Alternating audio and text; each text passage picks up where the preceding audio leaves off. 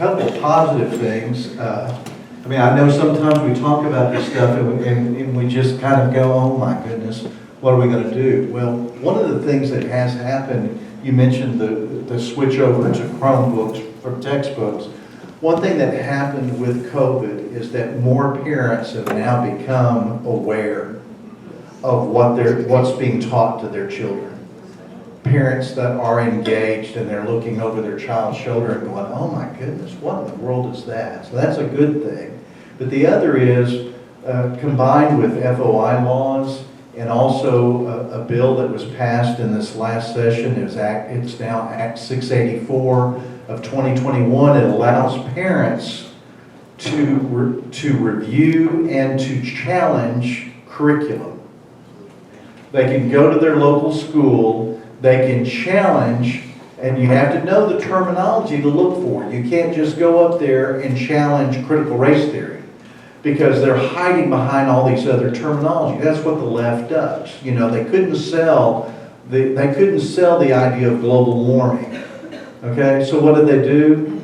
Call it climate change. It's the same stuff, just labeled differently. Same thing here. They don't call it critical race theory, but they'll call it equity or inclusion or anti-racism. And how insidious this thing is, the Bentonville schools have a link on their webpage to anti-racism resources. And one of the articles is an article telling teachers how to be an anti-racist grader.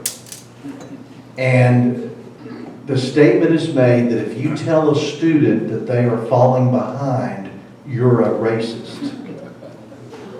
Now, let that sink in for a minute. How in the world does an educator, you're an educator, there's probably other how do you help a student improve if you don't tell them? I mean, what's the next step? To tell them that if they have if you gave them a C or a D, which shows a lack of progress, you're racist that you gave them a C or a D. The only way to be anti-racist is to give everybody A's. Well, really a lot of that is happening. We are dumbing down education. But parents are becoming aware. They recognize that they cannot just sit by quietly and accept that when they send their child off to school that day, that everything's going to be fine. I knew to become concerned, gosh, back in the 80s, when I kept hearing, I worked for the Pulaski County School District, and I kept hearing this terminology, teachers as change agents. And I thought, where is this going? Well, we know. Because they're not trying to just teach and educate. They are trying to change mindsets, and they're trying to change ideology, and they're trying to change America from the exceptional nation that we know it is and create this division. Anything you'd like to add? To follow up, excuse me, on creating change in the DEI equity plan of Fayetteville, the very first paragraph of this plan talks about how the purpose, the goal of this program is to transform the culture of our school. Well, they got my attention right off the bat.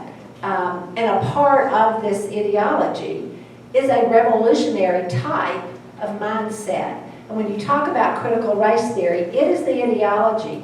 But what they're using to implement that ideology is the idea of equity, diversity, and inclusion. And right now, what we're still trying to find out at Fayetteville, and it'll take some time, is how are you defining those terms?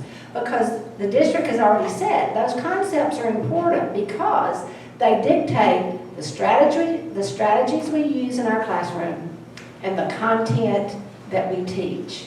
So you need to know from your school district if these terms are being used, what is the definition? And we're still searching that out in Fayetteville. We don't have a definite answer yet. You'll never get it.